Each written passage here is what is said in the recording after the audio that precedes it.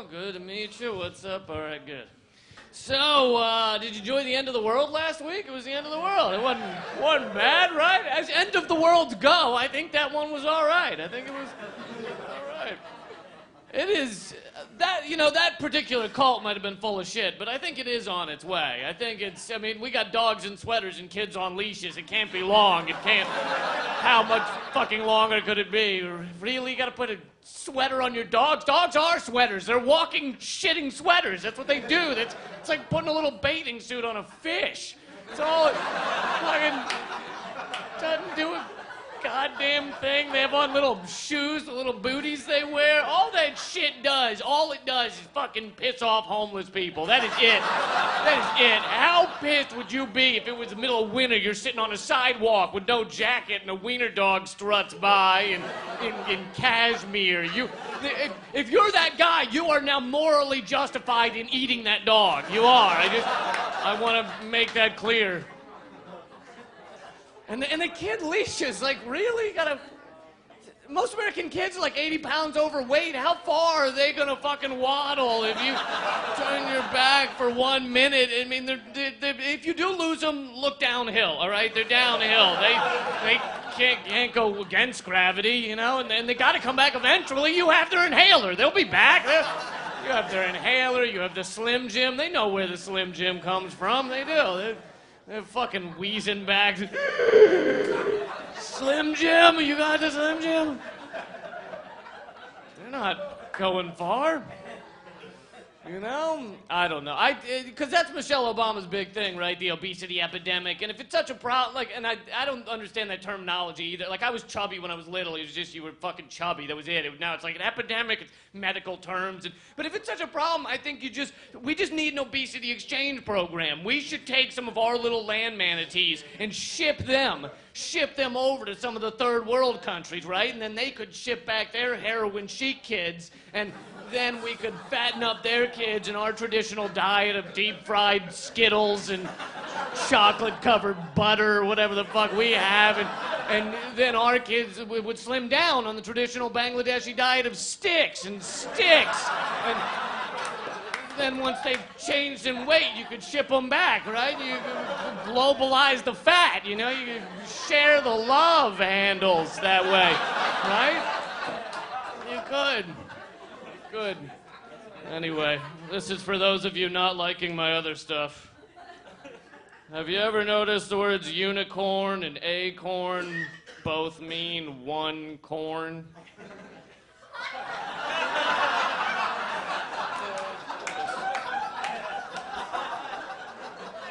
Just saying. Anyway.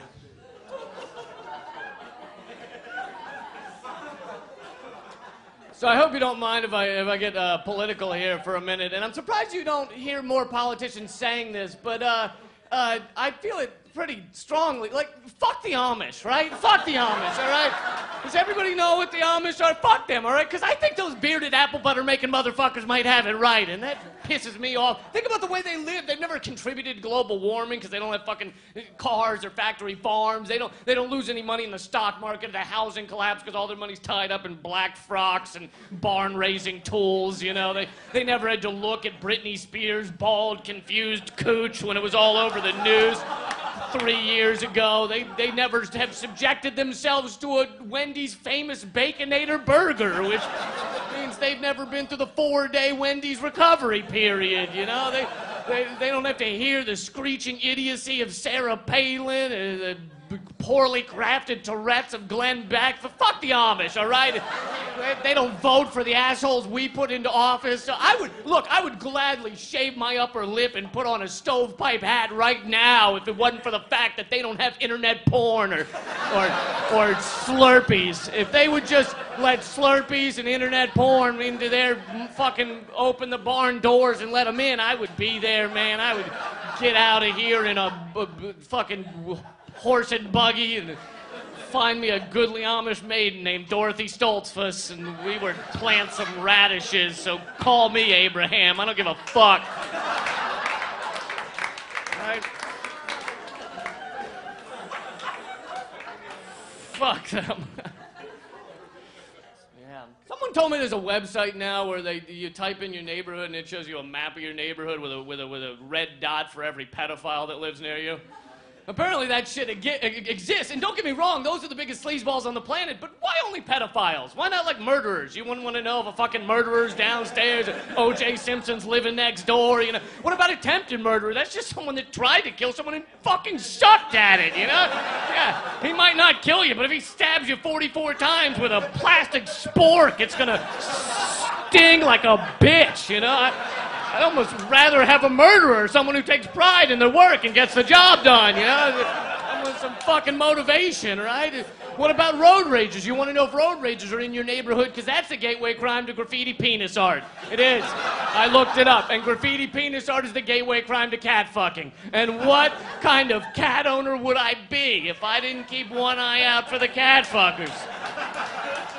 You know, before you know it, you type in your neighborhood, it's covered in red dots. You're like, oh shit, there's 19 dog fondlers in my district alone. I don't know if I want to live here. And how do we know the pedophiles aren't using that website to find their friends? Get together and create some sort of pedophile army, you know? Some unstoppable platoon of pederasts with their fucking kiddie porn and candy corn, you know? All the traffic would be stopped up in the city behind a convoy of unmarked vans. There'd be no more gym coaches or candy store employees, you know? No more puppeteers or carnies, nowhere to get a decent caricature drawn. It'd be awful. What are we doing with the internet, you know? We're supposed to be in the information age, and no one knows fucking shit.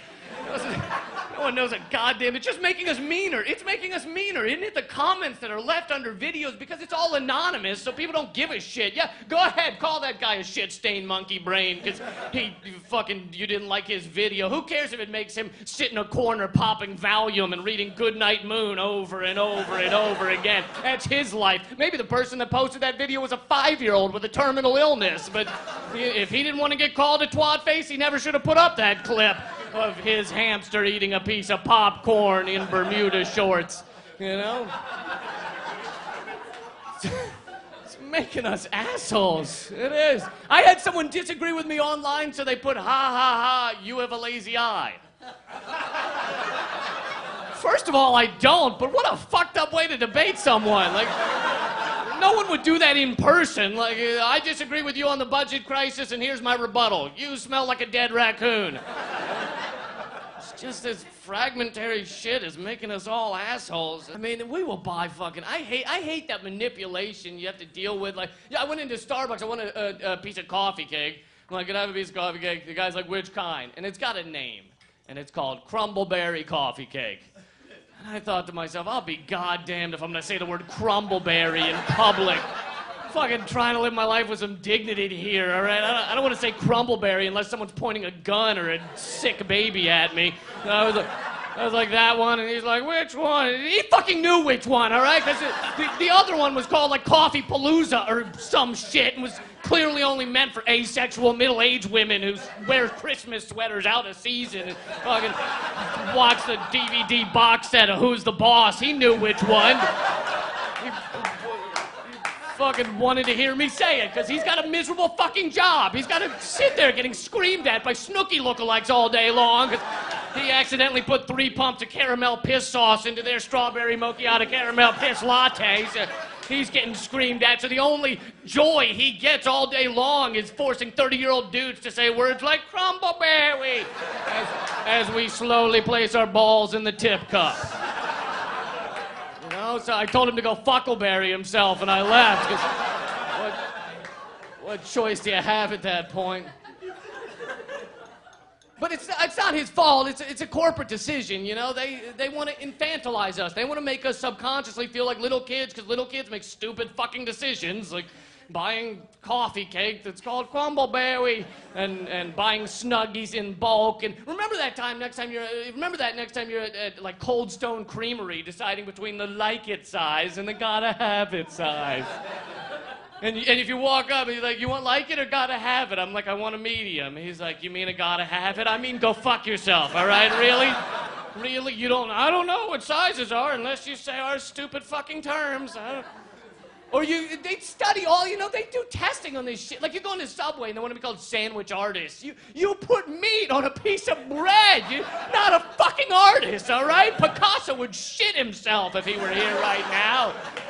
But they did testing and found out we're 10% more likely to order from a sandwich artist rather than a sandwich technician or a sandwich aficionado or a sandwich warlord, I don't even think they're right. I'm more likely to buy from the warlord because if you don't, you're getting honey mustard across your face like some sort of culinary cum shot. And I don't know he's going to post that on YouTube because that's what warlords do. They take away your dignity. Or you go into like a grocery, Dwayne Reed or something, grocery store, and they want you to buy the MVP, VIP cards, and then they monitor everything you ever buy. So I'll get the card because I want the discount, but then I'll end up spending as much as I was going to save just by buying weird shit to fuck with their system. So, like, I'll get my groceries, and then I'll throw in, like, a giant flashlight, some nail polish, and a Hannah Montana cupcake, Then come back a day later, return the cupcake, and get a Red Bull and some vaginal cream. Then come back an hour later, return the Red Bull, take a piss in the cereal aisle. Good luck analyzing that, you cocksuckers. And they're sitting in some fucking sleazy corporate boardroom in Delaware staring at a computer screen going, oh, looks like men over 25 are buying more vaginal cream than they used to. We'll have to market to that demographic. So we'll name it something snazzy and macho like Vaginal Maximus. And, then a week later, I see a national commercial starring Zac Efron talking about how he loves his Vaginal Maximus. And that's when I know I've won.